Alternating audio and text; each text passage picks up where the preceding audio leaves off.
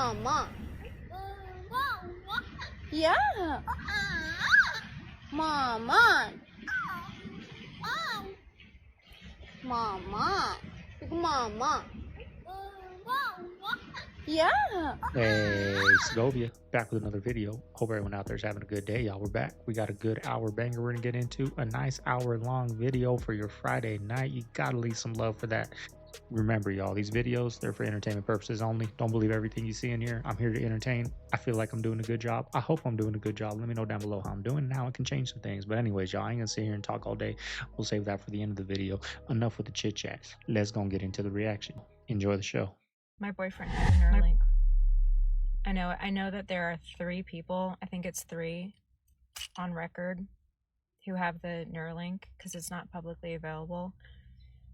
But he has got to be in like some top secret beta testing group. We were just on a road trip and he must have blacked out and forgot that I was sitting next to him in the car, because not on a call, nothing like that. He starts doing stuff like this.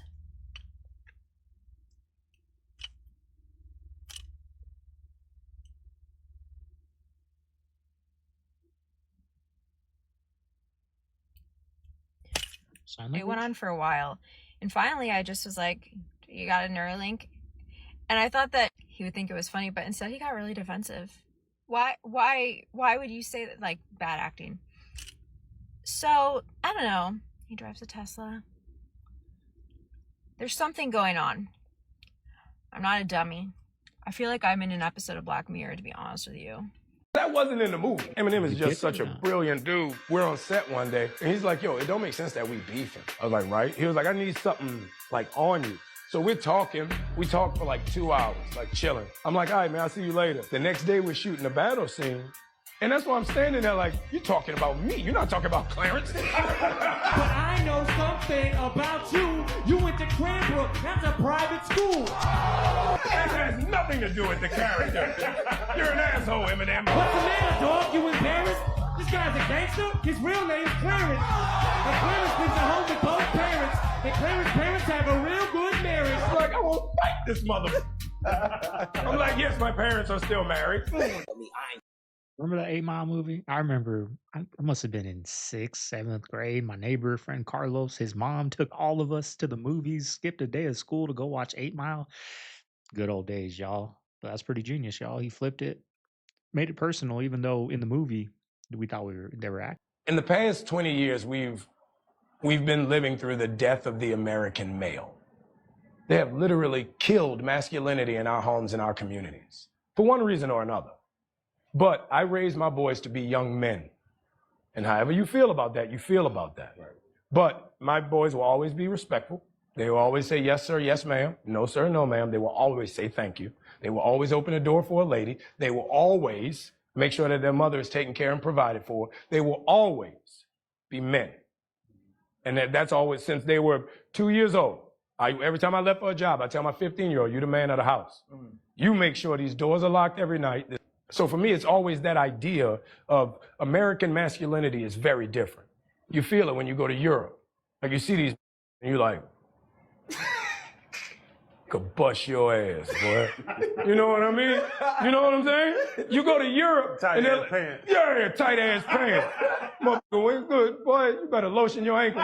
Like you feel it when you go to Europe. It's just that American male masculinity is something I think is very important for boys, because now our little boys are afraid to fail, so they don't try. You know what I mean? When we were kids, we did tackle drills. We would run face first into each other. We just talked about it. Dudes don't even talk to a woman face to face. They don't know how no more, because women they are so mean and so angry. Our hidden cameras caught employees with the LA Homeless Services Authority throwing cases of taxpayer-funded food right into the dumpster.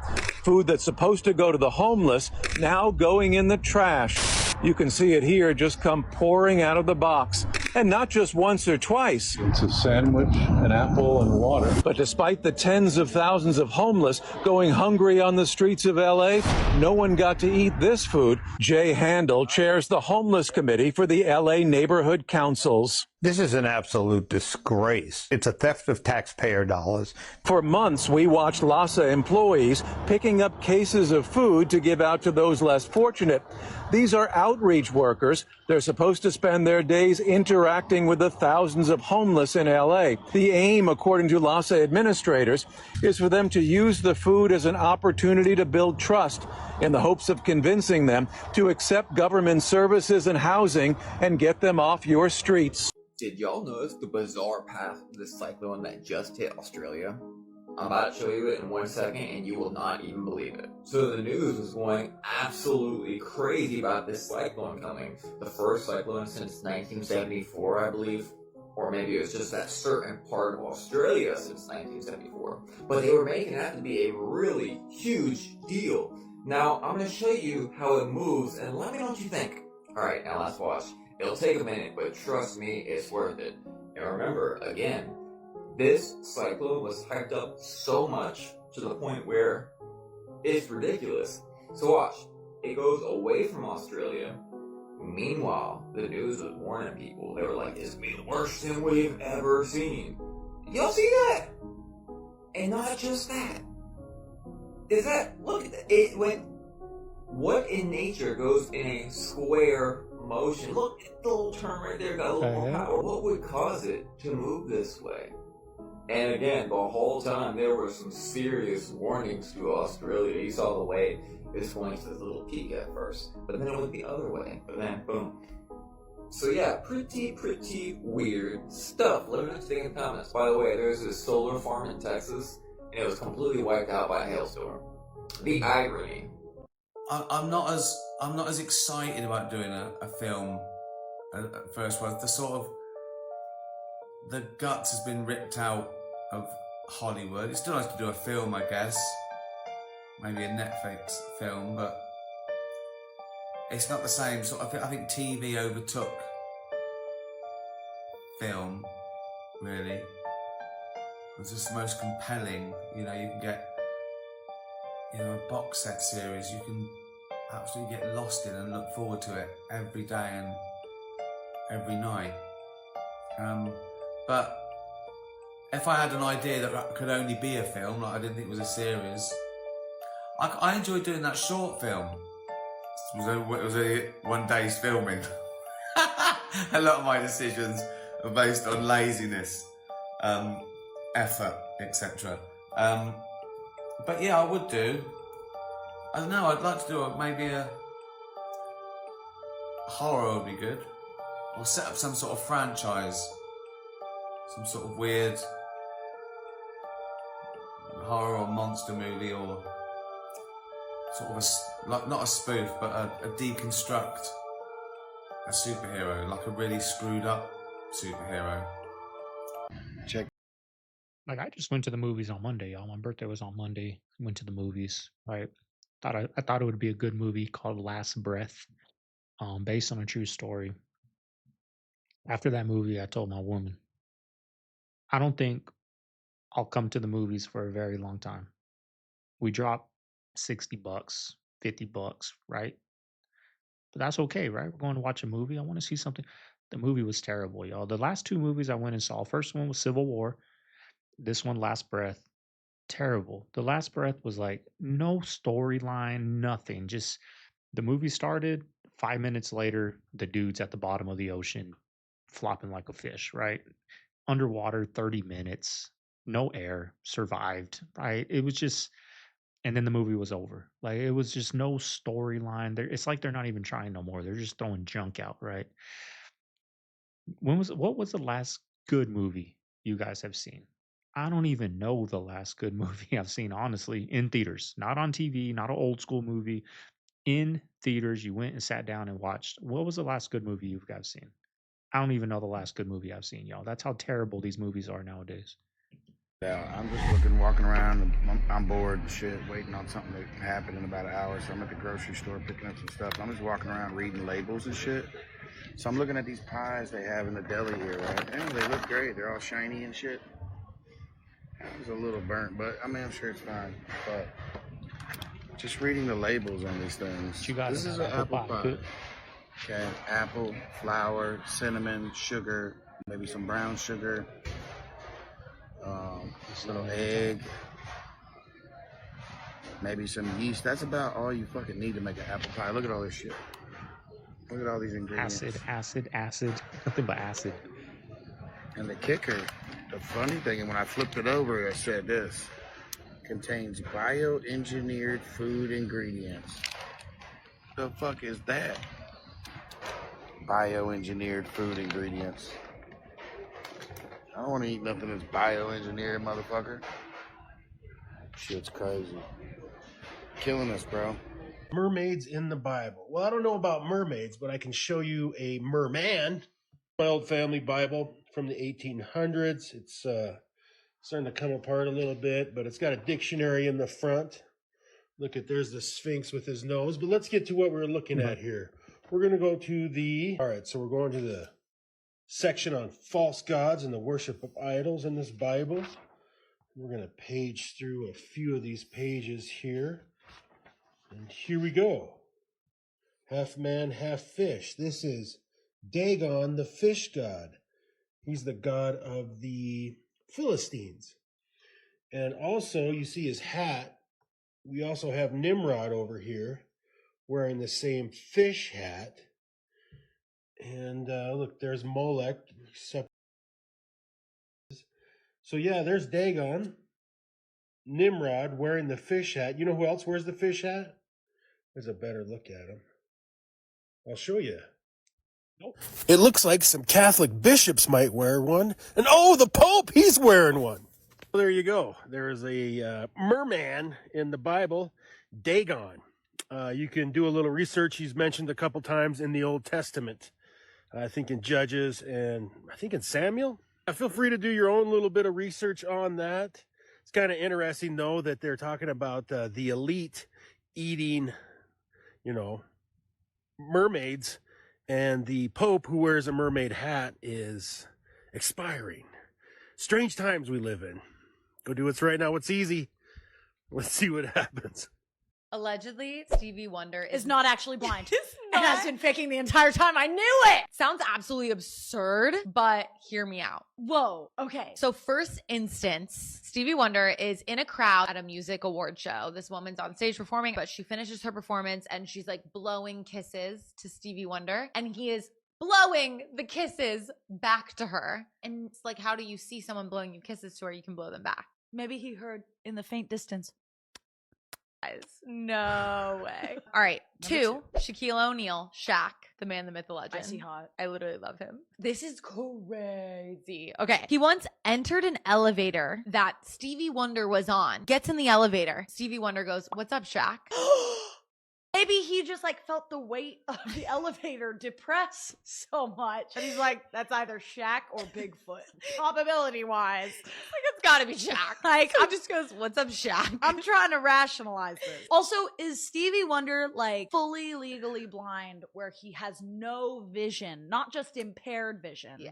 He's blind as shit. He has no vision, like what I can see out of my elbow. He's blind. And that's why he's so amazing, because he's on stage playing these songs completely by memory, and is just, which is like insane. The reason I bring it up is because Shaq is such a distinctively large human that I think if I really squint my eyes and I saw like a large mass, I feel you. I could put together if it was Shaq or right. not. I'm not convinced yet. Give me number 3. Liv's still not convinced. Okay, this is number 3. This is crazy. There's a group of people performing on stage. Paul McCartney is singing and he walks by the line of singers with rods of microphones, stands. Rods? I don't know. As Paul McCartney walks by Stevie Wonder singing, there's a microphone next to him. Okay, a microphone stand next to him. That microphone stand tips over as Paul McCartney turns the corner, so Paul McCartney doesn't realize he tipped over the microphone stand. Guess whose hand reached out and just grabbed the stand out of thin air, midair. What are we gonna have to do, guys? Say it with me. We're gonna roll the clip. This occurrence is what makes a lot of celebrities say that was weird. The fact that Stevie Wonder has been around for so long and has been blind for so long, and we're like talking about this is crazy. It's crazy. There's a skydiving facility in California that has had over 28 deaths, and they're still open. And I say more than 28 because they're not even confident that they recorded all of them. I think it sounds cool, but you're stepping into their backyard, you know. We had a hard time with, not a hard time, it took us 20 years to not even defeat guys in flip-flops and one AK-47. Cartel has way more than that, and way more money than that. They actually have equipment. They have up-armored vehicles. They know their terrain. It sounds cool on paper, but I think we'd be in for, who knows what, maybe another 20-something year long war, if not longer. But I don't think it's just going to be as easy as and as cool as it sounds. No, it's a totally different environment. They know it better than we do, and these guys have been involved with violence since their inception. So, yeah, it just won't be the same. It won't be like Iraq and Afghanistan, and it took us 20 years to knock that out, and we didn't even knock it out. So, I want to pitch in another 20 years to, you know, temporarily eradicate an organization like the Cartel, only for it to pop up, you know, days after we leave. Go for it, but I just don't think it'd be a waste of time and energy, unless you just want to keep your military I guess their hand in the game, you know, so they always have combat experience. But other than that, I don't think it's really going to eradicate anything. Taliban still is here. I agree with them, y'all. Like, you see a lot of people saying, "Hey, we're gonna go over there and we're gonna end it, send some special forces over there, end it." I don't know if people realize how engraved that lifestyle is down there. It is engraved in the culture, y'all. Like, they got museums that they put the cartel members' guns, you know, gold guns, AKs. You know, they got museums that they worship these guys. They, you know, when big guys pass away, they got you know, graveyards, and their tombstone is as big as my house that plays music. You know what I mean? And they go over there and party on their anniversary or whatever. Like, it is so engraved. And I remember, you know, I watch a lot of, you know, ex-military clips. I'm fascinated with, like, hearing war stories and whatnot. And they all say the one thing we had on the Taliban was we had night vision. And we had that air supply. You know, I was never in military, never in combat, so I don't know. I'm just speaking from what I hear, you know, from these interviews. And that air supply, without that, it would have been tough, because they know their land. Like you said, they know their land. They've been there, you know, thousands and thousands of years, and they know it like the back of their hands. You know what I mean? So I don't know if we went over there. I know for damn sure if America went into Mexico, you ain't ending that cartel. Like he said, the next day another one's gonna pop up, y'all. There's too much money out there. You know what I mean? Maybe if they legalize all drugs, maybe that's the only way to slow it down. But, you know, that ain't happening, but because there's too much money in that, right? But I don't see us going over there and ending that. Like, it's just too engraved in the culture, y'all. It's you're born into it. You know what I mean? So America ain't gonna be able to go over there and think they're gonna end it, y'all. I just don't see that happening. Um, and they got a lot of technology, y'all. They make billions and billions of dollars out there. That cartel, y'all. They got some weapons. You know, it'll be tough to go over there, but, you know, I guess time will tell. But it's engraved in the culture down there, y'all. This copper heats up things real fast. If you look at the most expensive pans when you are out shopping for pans, you'll find that they have copper in them. They have a layer of copper on them. Most of the Italian pans, they have copper on them. They get heated really fast. And then the old original pans, if you go into the Middle East, they used to do all these copper pans and copper and tin. I mean, it's been around for a long period of time. Then one day, everybody was like, oh, we gotta switch to iron. You gotta put a lot of rust in your body. We gotta get rid of that hydration. Thing is you have to look at oils. Okay, so a simple thing like corn oil or canola oil or soy oil or anything, just look at the processing. Even olive oil. If it's not stone ground and cold pressed, which it's usually never, seed oil is never that, you shouldn't be putting that into your body. You have to understand that they take hexane and petroleum and pour it into the seeds that you're pushing down to make vegetable oil. That's what they call it, vegetable oil. And vegetable is a very good umbrella. They can put anything that they want into it. But then they pour all these chemicals and they pour it like a lab experiment. And then you eat that lab experiment and then you suffer from a bunch of illnesses. JT has finally did it, y'all. As you can see by this picture behind me. She literally in a picture with Rick Owens and Michelle Lamy. Y'all all know they are hella demonic. She Rick Owen down from head to toe. Like they always say, you're only a product of your environment. So you hanging around people like this, you already know you're just like them. But I'm pretty sure this was her initiation, y'all. Like the pictures that they took, they got a little candle set up and everything. Y'all, just look at the picture. I'm telling y'all, this was her initiation. Who's JT? When y'all see her pop out with some new music and that shit just go up, I'm talking about bigger than it ever has. You all know why. Uzi spent the last couple of years already converting her to Satan, and now they just finished it off. I believe they are now her handlers. We all know her rap career fell off. Her and Young Miami wasn't cutting it. I'm just trying to figure out, other than the reason why I said, why do y'all think she'd be around people like this? If she don't have nothing going for herself. But she had some popularity, and they like, yeah, if you want to keep that popularity and get some more opportunities, all you got to do is give that yeah. This genuinely makes no sense at all. What kind of optical illusion is this? It's so far away. That doesn't make any sense. Hold on. I'm doing it again. I'm backing up. I'm backing up. Y'all. And then I'm Bro.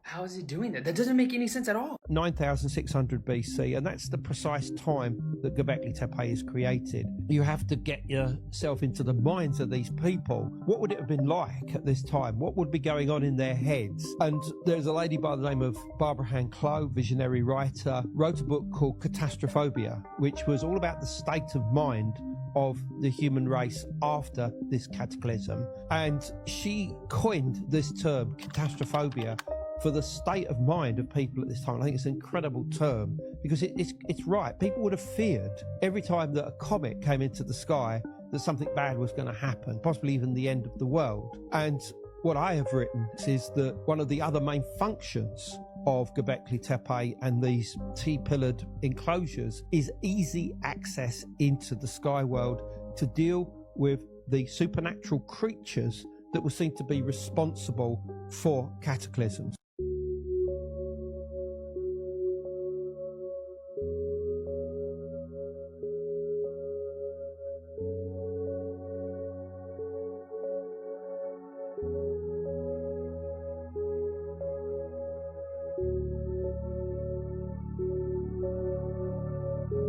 Let me get this straight. The very same people who've been trying to force us into buying electric vehicles because they claim that they are better for the environment are the very same people who are now burning down those very same electric vehicles in protest of the guy who makes those electric vehicles, because that guy is showing us how much of our taxpayer money is being wasted by the government. Just give me a second on this one. Hold up. Okay, so the guy makes the electric vehicles that they have been trying to force us into buying, right? I mean, they've been trying to eradicate gas cars. They are the ones who are now burning down fires, emissions, pollution.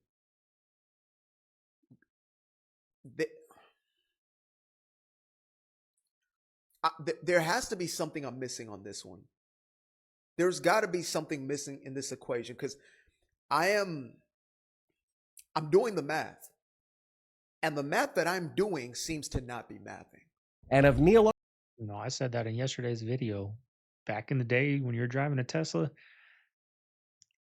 I'm guessing there were more right-leaning people, right?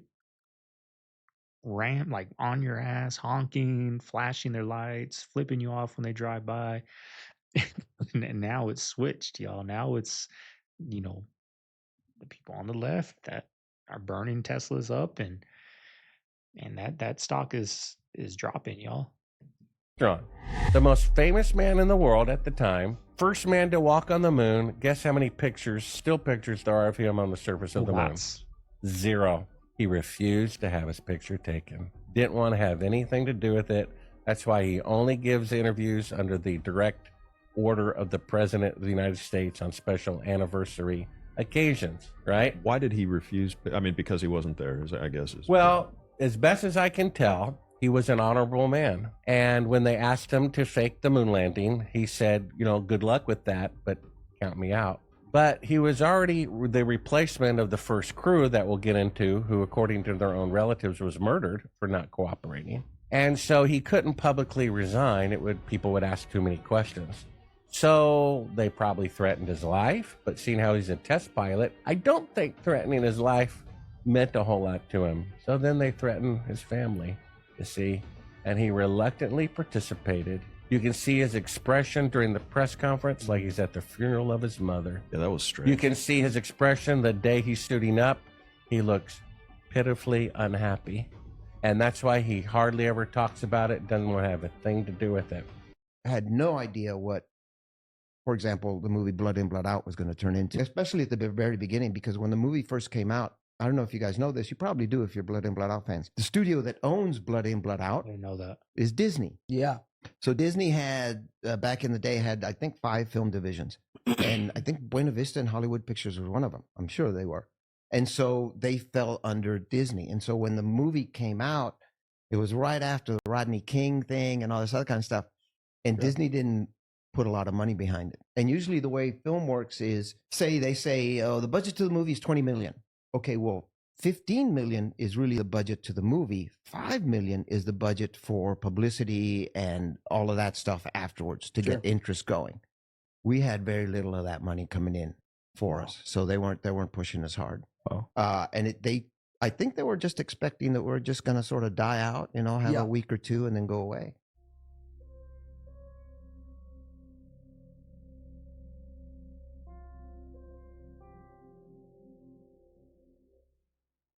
If only y'all knew what they put in the most expensive perfumes and colognes.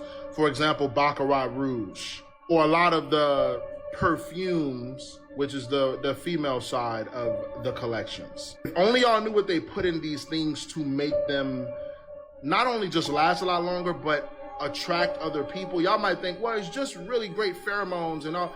No, actually, they put in, let's just say allegedly, right? Because you're not going to find an article saying that, hey guys, we put this in here, obviously, right? But a lot of these perfumes and colognes, you got to be careful, have witchcraft in them.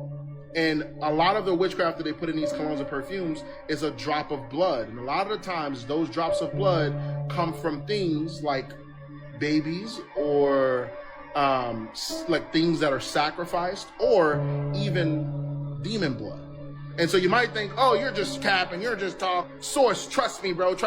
Why do y'all think the most expensive colognes are, one, more expensive? Y'all might say, well, it's because of the brand. What do these brands practice? Think of Balenciaga, think of Versace. Think about who they worship and what they practice and the things that they do. Y'all don't think that they put that also in their colognes and perfumes? Think about it. Really think about it. Now, I'll leave y'all with this caveat right here, okay? Think about what they put on these bottles and the gauze that they put on these bottles. Like Versace, the gauze that they put on a Versace bottle. Think about these, and I'm not saying that I think it's the most expensive perfumes and colognes. The ones that have a lot, the ones that are a lot older and have, the ones that are a lot older and they made back in the day and things like that. Those are the ones you gotta watch out for. Ay, Dios mío. Ay, Dios.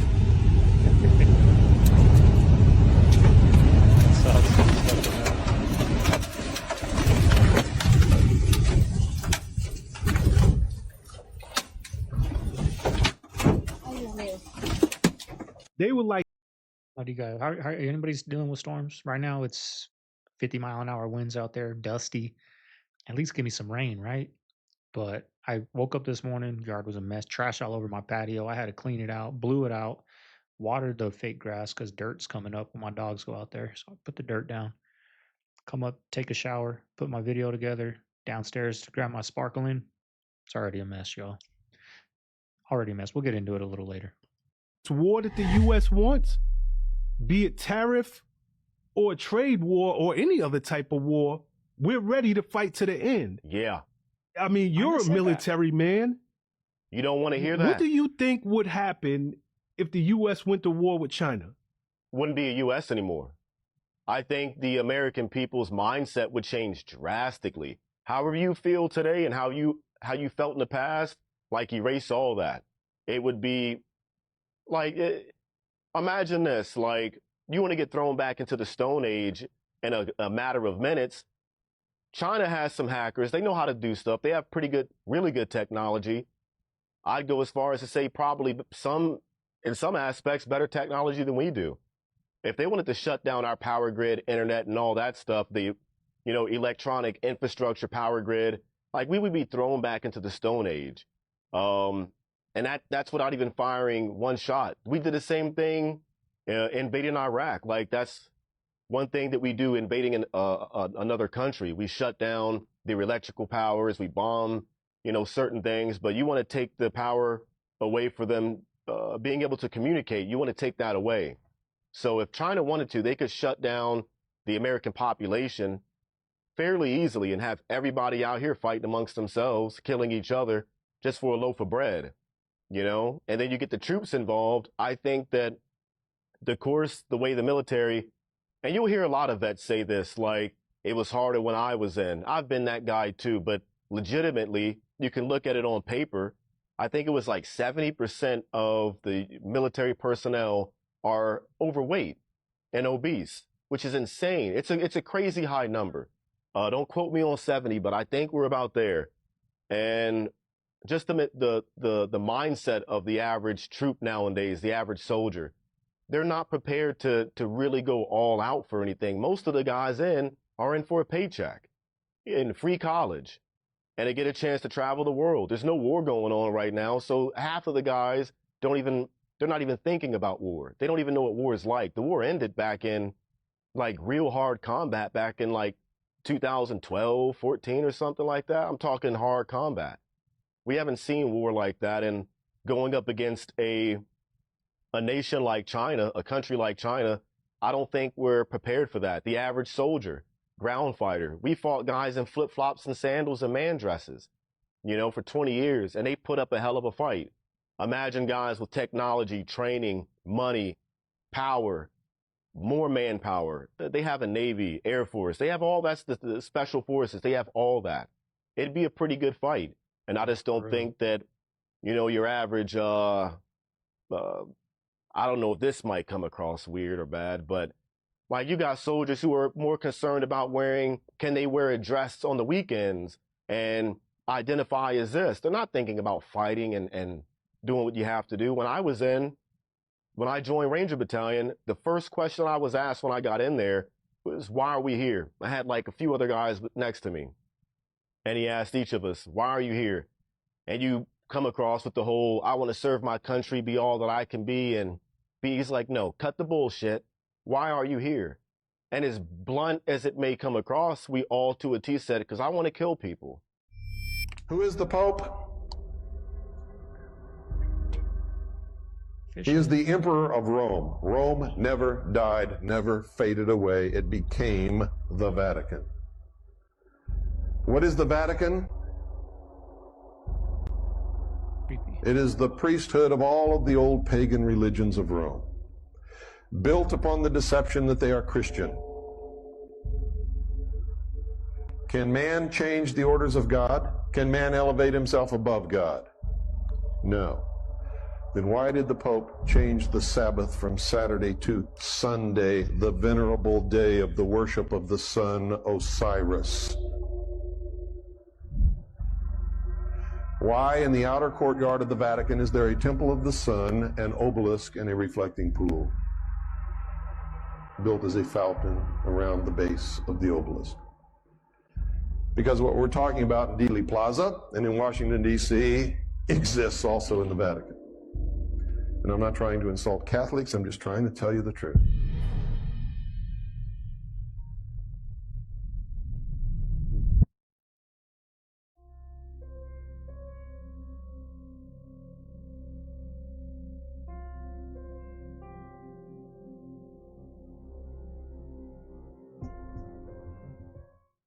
Well, say goodbye to returns as you know them.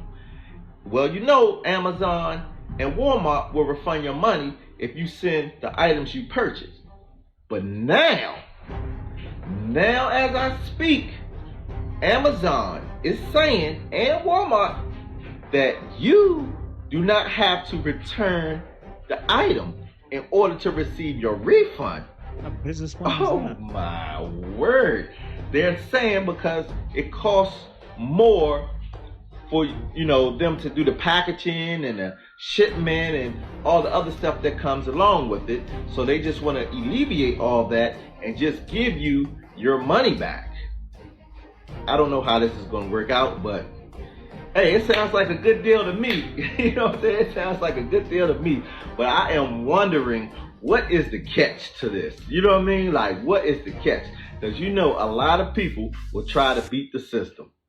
Yeah, there's gonna be so much people that buy something and say they want a refund and they don't got to return it, so they get the product for free. Now, I was talking to the UPS store because we do a lot of Amazon returns, right? Buy it on Amazon, get it, it's cheap, or it's not big enough, whatever. So I take it, and I was just asking him. He was saying they're starting to, you know, sometimes make you pay to return because, you know, a lot of people, you know, they bought, let's just say, a plant stand, right? And they break a plant, like a piece of the puzzle to put together the plant stand, right? So they'll order the new one, get the part they need, and return it without the part, right? A lot of people are doing that. So he was saying, like, sometimes, like, with certain things, they're making you pay to return them. That would be a better business plan than letting you keep the item. That's not going to last long, y'all. That is not going to last long. Gnome sightings in Utah. So recently, this lady was telling the story about how her husband and son saw a gnome in their backyard. She was saying that her husband saw the gnome climb up the neighbor's wall here, and that her 13-year-old son saw it here in the garden. Christina said she did some research to try to figure out ways to make it show itself. So she saw that if you leave it little gifts, that there's a good chance it will come back. So she left it these pennies here and that little basketball right in her garden. Those items stayed in her garden for a couple of days. She said it did rain, but eventually this is what she found. The pennies stacked with like a crystal on the top. As I looked in her comment section, there was quite a few people from Utah saying that these are not gnomes. These are duendes or elves, and you should not give them any gifts because that invites them to come back, and they're not good, definitely. So I decided to look it up for myself. Duendes are mythological creatures that appear in Spanish, Portuguese, and Filipino folklore. They are often depicted as mischievous elves or goblins that live in the walls of children's bedrooms or in the forest. Appearance are similar to elves or leprechauns and gnome-like creatures. Their behavior is mischievous, pranksters, or puckish. May kidnap or cut off children's toes. What? May lure children into the woods. May move human things around for fun. Protectors. May protect homes and children who feel neglected. May protect animals and appear when animals are without reason. Well, that seemed like contradicting information, but if you are in Utah, I have to know, is this normal? Do you all see gnome-like creatures, duendes, elves? Let me know in the comments. And even if you're not in Utah and you've experienced something like this, let me know. If y'all, I found myself buying a lot of gnomes for my front yard, my backyard, just colorful things to put out there. I got a painting project coming up, y'all, with some faded stuff from last year, but I got a lot of gnome stuff out there, y'all. I'm going to start stacking some pennies up. Oh, it's illegal for motherfucking people in the United States to communicate with wild dolphins or dolphins without being supervised or some shit like that. But basically, this lady right here, I don't know if that's her Snapchat or not, but I've seen this shit. Not Snapchat, but TikTok. I've seen this. I think dolphins can talk. So I looked the shit up. Man, they've been doing experiments in the 60s, man. They've been doing experiments since the 60s, bro. Motherfucking dolphins over here talking and shit. and ain't no telling what they really. I think, man, what? Dolphins learning how to talk English in 3 months. This shit crazy. Y'all check this video out and let me know what y'all think. Mama. Yeah. Mama. Mama. Mama. Yeah. Mama. Mama. Mama. Yeah. Mama. Mama. Just chilling with the dog. Actual felonies? Sure that. Yeah, he was stacking charges and rearranging things just to make it fit a case. No, he also just a case of nonsense. Every real estate person in New York does what he did. Nobody's ever been charged with this. Those felonies did nothing to stop Trump from running. No, in fact, they made him more relevant. Did that backfire? Sure did. And that was that Alvin Braggs choice to do that? Or yeah. Why? Because I think very ambitious. What do you mean? He wants to be, something. I don't know what. Mayor. I'm not saying what he wants to be, but I know he's not happy just being the DA in New York County. So this is like before he decided to prosecute Trump. Did you know who he was? You do now. What was the point of even doing it then? To make him answering these questions. To make him what? To convicted felon. Well, he can still run for presidency and. Yeah, but it affects his candidacy. Was that another Tinder date? He's talking to these women like that. I've been like, what's with the questions? What are you writing a book or what? What are we eating for dinner? But damn, I mean, everybody who can think for themselves knew that's what was going on, y'all. Like it was obvious. Damn politicians, man. These damn judges. It's a dirty game, y'all. Just answering every In New question. York, right? This is the first time I've shared this story publicly. I was doing a show one night in New York, and this guy had on sunglasses in the front row. And I said, listen, I'm not going to keep coming back over here seeing you with these sunglasses.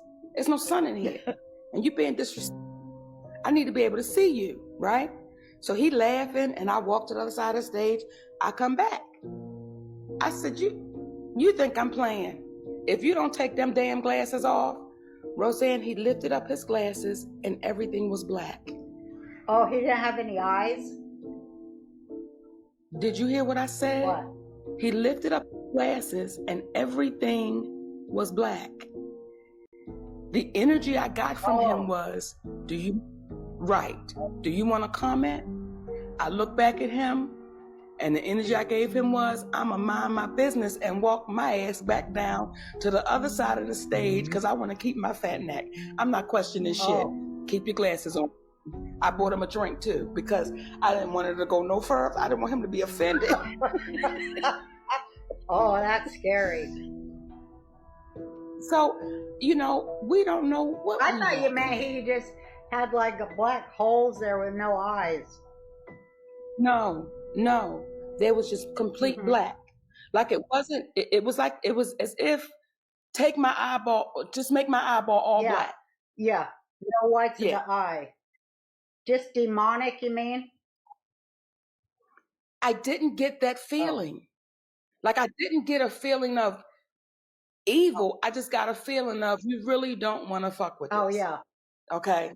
You really don't want us to go any further. And I was like, you're right, sugar. You're right. I'm going to walk down here. You want to run? No, Hennessy, what you like? Ooh, that's terrifying. People don't pay any attention to this. But Satan, show you how devious he is, took 1/3 of the angels of heaven with him in his rebellion. What did that tell you? When you think about this, there's no dummies in the angel corps. And yet he deceived 1/3 of the angels. How did he do it? That's crazy. This tells about his ability. 2 Corinthians chapter 4, verse 4 says he's the God of this world.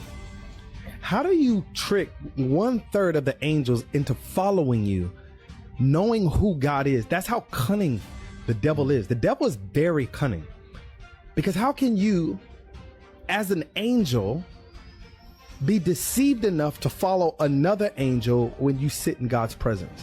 When you know who God is? When you know the one that created you? You have to be a very cunning individual or entity in order to deceive 1/3 of the people to turn on their creator. And so he's deceiving people today. The devil comes to kill, steal, and destroy. He's still deceiving people to this day. He tried to catch Jesus, but Jesus was full of the word of God. He was the word made flesh. Couldn't deceive him because he knew the word. The devil tried to give him a false word, but Jesus gave him the true word. The devil knows the word, but the devil tries to twist the word in order to trick you. He did it to Eve and Adam. He tried to do it to Jesus, and he's doing it to the church today. That's why you have to be full of God's word. The Bible says even the elect, if possible, will be deceived by the devil. So we need to be very vigilant that we're not deceived. There's a lot of doctrines out there where the devil said, did God really say? So we need to be very careful. Take heed to the scriptures. Y'all, it's so windy out there that the house is shaking. And my microphone, I don't know if you guys can notice it, but it's like pulsing. And I don't know if you notice me keep looking at it. I'm like, am I bouncing or something that's making this? That's how windy it is out there, y'all. I can't stand the wind. The cool thing about those magazines back in the day, though, was with the PlayStation, they came with demo discs. Remember those demos, y'all? And a lot of the demo discs back then, you could just replay them infinitely. Yep. Now, when you're a kid with no money to buy your own games, you fall in love with the demo discs. And that was when I was playing games like Siphon Filter. My all-time greatest. I didn't play the full game of Siphon Filter until I got into my teens. But I played that demo. I can't even tell you how many times I played that demo over and over and over. I remember Siphon Filter, Oddworld, Spyro on those demos. Those are the three I remember on the demos, y'all. I was in Mexico, y'all. Mexico's crazy.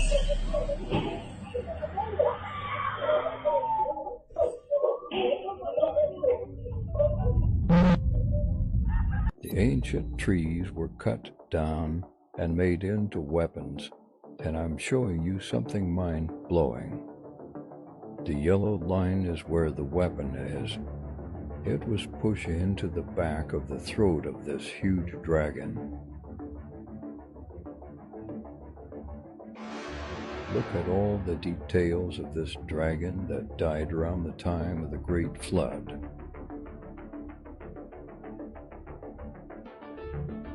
Now you know. Turns out what the ancients were trying to tell us is that Earth is actually made up of two planets, one 6,000 years old and the other 4.5 billion years old.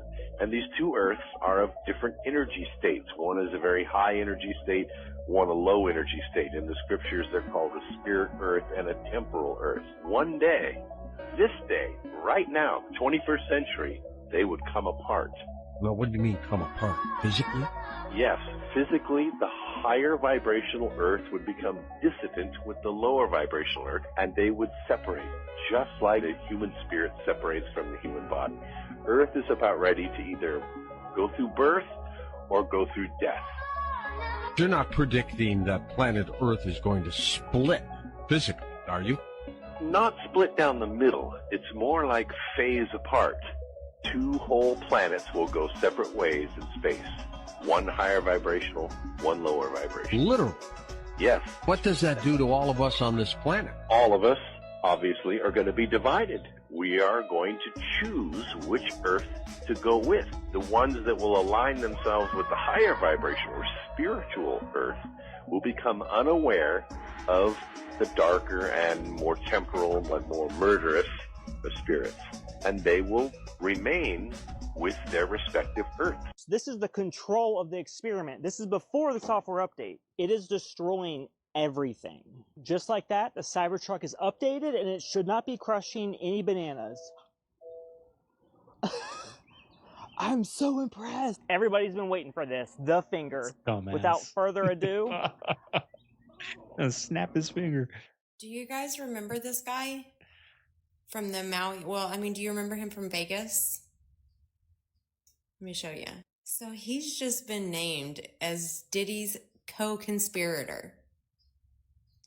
He was the one who was accused of the cover-up in the gang rape when working as the Vegas police captain. This is juicy. No comment. No comment right now, guys. No comment? I'm not talking to the chief, sir. Why doesn't he want to see two people? Only to a camera. You can do your statement later. No, we called up. We've been looking for him. I thought it was going to be Top Story Tuesdays all over the island. Coffee. Haven't seen him. Been looking for him for a couple of years.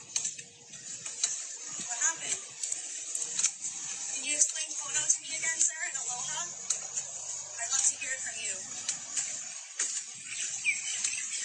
Why are you shaking your head? Why are you shaking your head, sir? You don't want to answer, huh? Okay. We'll talk to you another time, guys. Yeah, you won't talk to us another time. That's the thing. It's a very cowardly move. Fear. Oh my god. Oh my fucking god. Not kidding. I can't zoom in any further, but with my eyes I can see it. It's a fucking sphere. Okay, I've been watching this thing for maybe 4 or 5 minutes now. It has not moved. It's a sphere. That's as far as I can zoom in. I don't know what the fuck it is. It's not moving. That's the boat moving under it, for reference. Barcelona. Time is, I don't even know, I can't see the time. I think it's about 6:30 p.m. Holy fuck. Okay, video number 4, just to show you this thing's hovering. It's come back down to like sea level again. Sorry, we saw how high it was. It's come back down and just fucking hovering.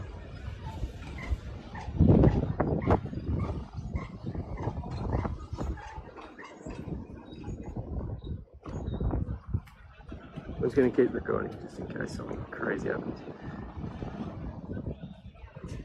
Do yourself a favor and listen to this guy's analogy of 2 babies talking in a womb. So one of my favorite stories is in a mother's womb where 2 babies, and one turns to the other and says, "Do you believe in life after delivery?"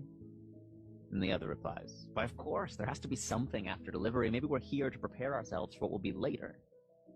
"Nonsense," said the first. "There's no life after delivery. What kind of life would that be?" "I don't know," said the second. "But there'll be more light than here. Maybe we'll walk with our legs and eat with our mouths. Maybe we'll have other senses we can't understand now." First goes, "That's ridiculous. Walking is impossible, and eating with our mouths, that's absurd. The umbilical cord is what scientifically supplies nutrition and all that we need, but it's far too short. Life after delivery is to be logically excluded." And the second says, "What if it's just different than it is here? Maybe we don't need that physical cord anymore." The first goes, "Okay, if there were life after delivery, then tell me, why has no one ever come back from there? Delivery is the end of life, and in the after delivery is nothing but darkness and silence and oblivion. It takes us nowhere." And the second says, "But certainly we'll meet Mother, and she'll take care of us."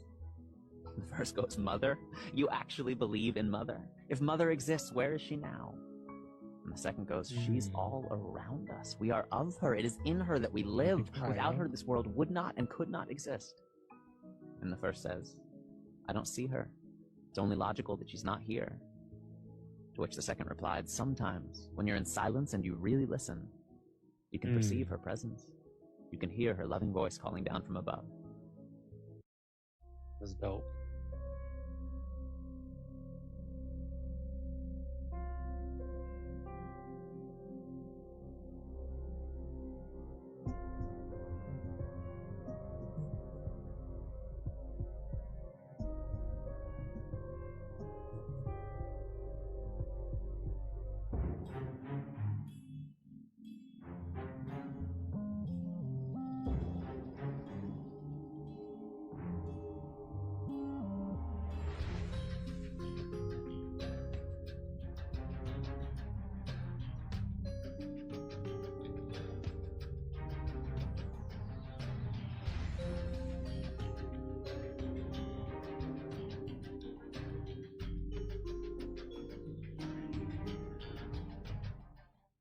Do you know that like I said, none of nobody that died that you ever buried, they not in that, they not in the ground. They're not in the ground at all. You can go dig that shit up yourself. I got $1,000 for you. You dig it up right now. I guarantee you it ain't no bones in that bitch. I guarantee you ain't see no bones in that bitch. It should at least be some bones in there still, right? They body was down there, right? What you gonna say? All the bones got ate by the worms, nigga? Nigga, it ain't gonna be a box in there, nigga. It ain't gonna be a box in there, nigga. I bet you ain't even a casket in there. A box. None of that. I'm in Augusta, Georgia today at Hillcrest Memorial Cemetery to pick up my daughter's headstone. My daughter Jada died about 23 years ago, and we buried her body right out here in this spot right here. My family and I used to live up here in Augusta, but we don't live here anymore. So about 6-8 months ago, we decided to inter my daughter's body and, you know, cremate the remains so that we could carry her memory on, you know, around our neck instead of, you know, coming up to a place where we don't even live anymore. It's kind of far away. Fast forward, the cemetery dug the body, or dug the grave site up. We bought 3 plots in this area.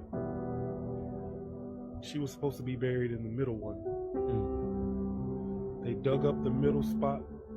They couldn't find any remains. So they dug up the second spot and the third spot and didn't find any remains. The cemetery would have us believe that because it's been 20 years, it happens that everything that was buried in that casket has returned to the earth. As a dad, that doesn't make sense to me. She was buried in clothes. The casket had metal on it. She had on shoes. But they're telling us that she's not here and they don't have any other answers for us. Pretty much just closed the conversation. I'm not really sure what else to do, but like I said, the dad in me will not let this just die. I forget, a long time ago in like 2005 or 6, I got woken up in the middle of the night. I had this dream and Jay-Z was in my dream, but he was crying out profusely to God, crying out profusely, like just like weeping, you know. And I mean, it was almost like, it was almost the cry of, I didn't make it in. I didn't make it to heaven. That's how the cries were, almost like a please, please, please, please. And I woke up and it rattled my spirit so much that my wife said, you should call him. And it was like 3 a.m. And I called him. I called him at like 3 a.m. and told him the dream. As the Bible says, tell a dream as a dream. And I called at 3 a.m. and he said to me, he goes, wow, he said, if there ever comes a time where my mind or my spirit is in the right place, I'll remember this phone call. I know I will remember this phone call. So I don't know what that is. I don't know. I just know that I was being obedient, right? And I was being obedient and saying, where some people would just say, oh, it's just a dream and let it go. You know, there was no reason for me to have the dream about Jay-Z, but I did. And I was being obedient and told him, and who never knows, they never know. There might be a day, there may be an hour where he experienced something and he can reference back to that.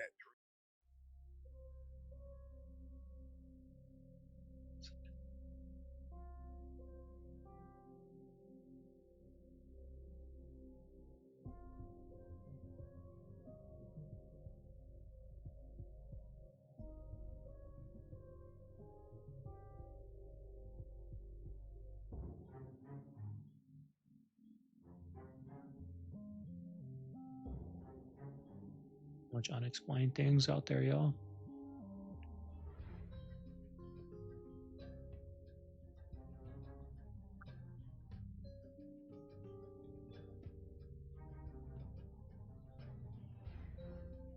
Okay, what do you think is going on with the whole UAP thing? Dude, I love this fucking conversation. I love this fucking It's conversation. most interesting. I never get tired of it. Do you want to go the angle of like, what are the crafts, or do you want to go the bigger angle of like, what is the phenomenon?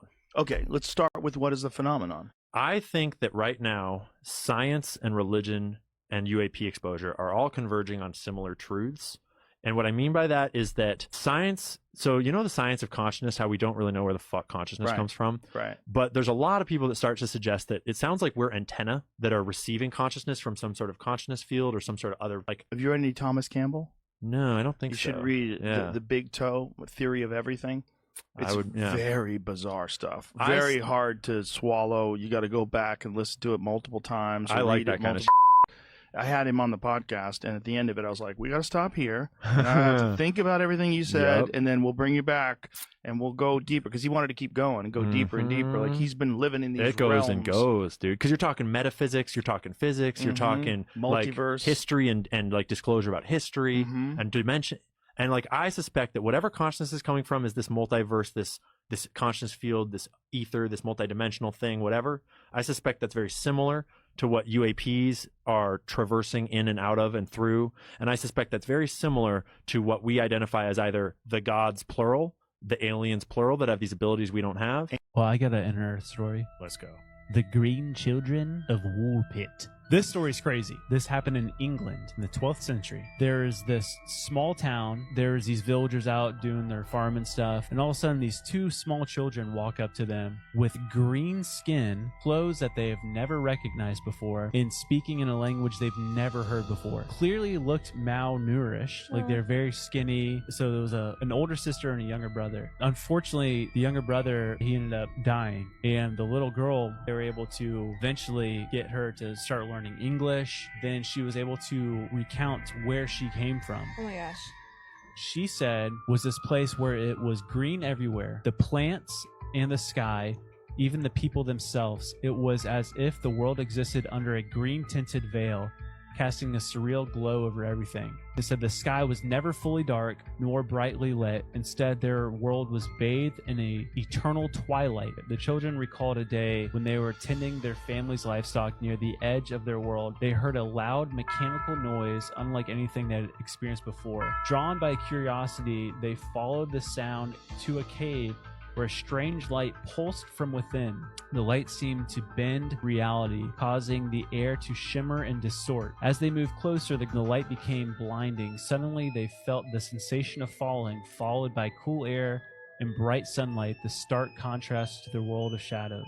How crazy. And that's like pretty much the end of the story. I want to go to the center of the earth so bad, man. This map shows you how long $1 million plus Social Security benefits would last you by state if you were to retire. This includes groceries, healthcare, housing, utilities, transportation, and miscellaneous expenses. As you can see, Hawaii would last you the shortest period of time of only 12 years, and California is not far behind with 16 years. But on the flip side, you've got West Virginia, where you could stay there for 89 years. Social Security needs to check out West Virginia if they want to find where all the 150 and 200-year-olds have been living.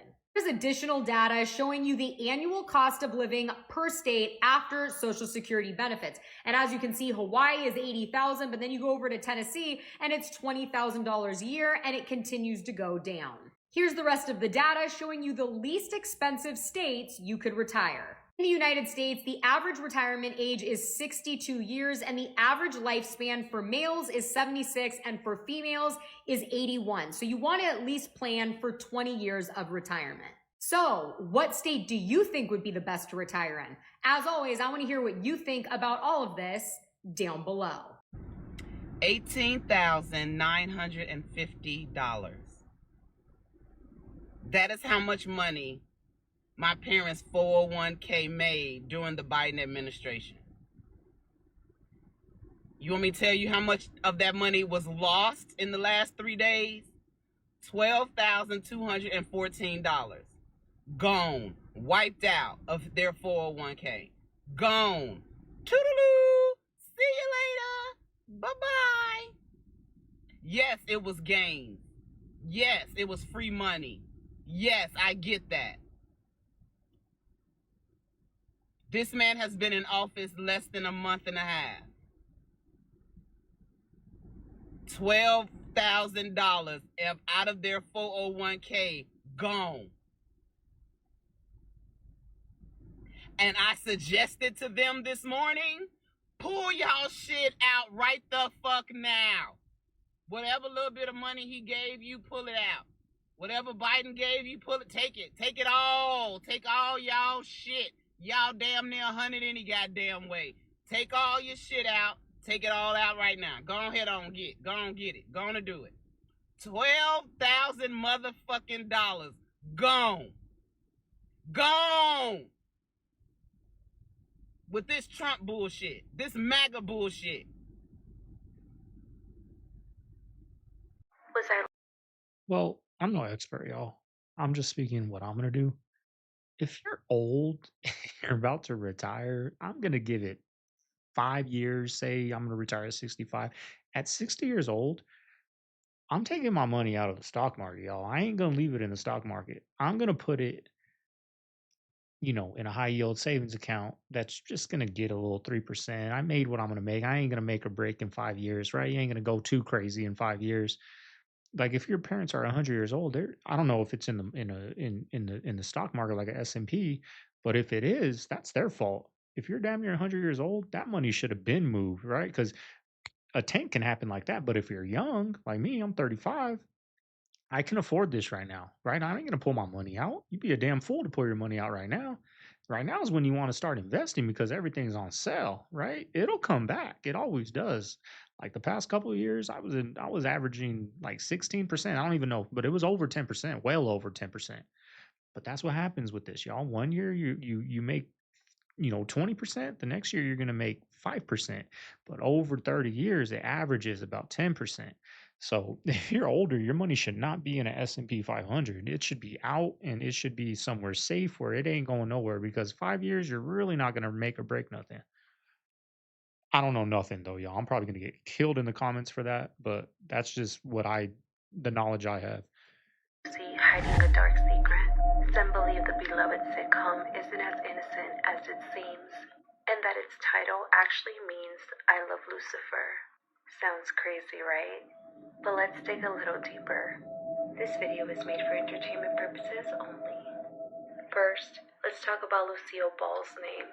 The name Lucille contains Luce, which is eerily close to Lucifer, and her last name, Ball, has been linked to Baal, an ancient deity often associated with occult worship. Coincidence? Maybe, but let's keep going. The show's intro features a heart encircling Lucy's name, symbolizing love and devotion. But some theorists believe that this represents something more sinister, a form of worship. Hollywood has long been rumored to be involved with secret societies and occult practices.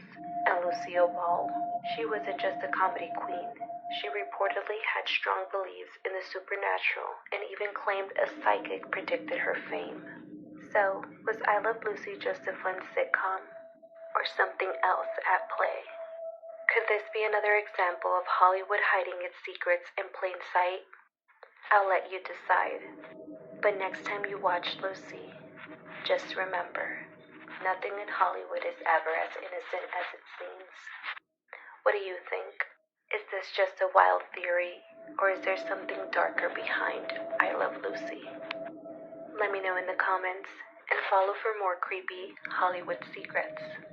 Till next video, stay curious, friends. Oh, hi. We're at McDonald's. Some positive, y'all. McDonald's.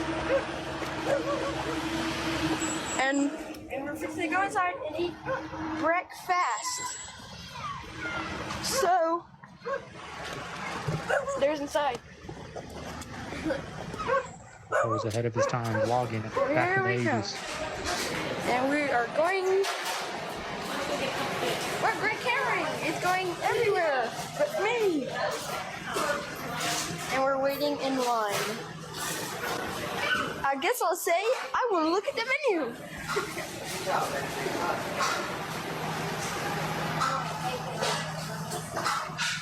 Salads. Great menu.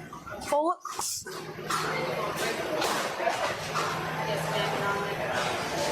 Salads.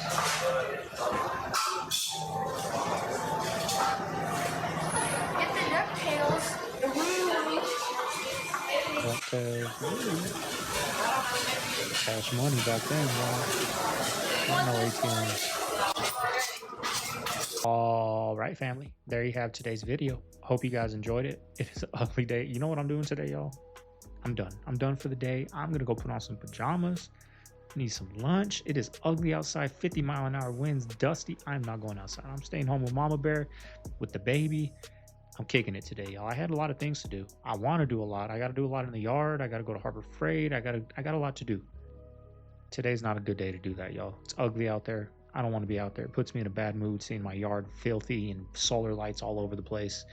We're kicking it today, y'all. Hope everyone out there has a good Friday, y'all. If you made it this far, you know what to do. Leave that like, comment, subscribe. Let's get back in that algorithm, y'all. We did good yesterday. Let's keep the momentum going, y'all. Appreciate all the love you guys have been showing. This is Segovia. I'm signing out of the Man Cave. We'll see you guys on the next one. Later.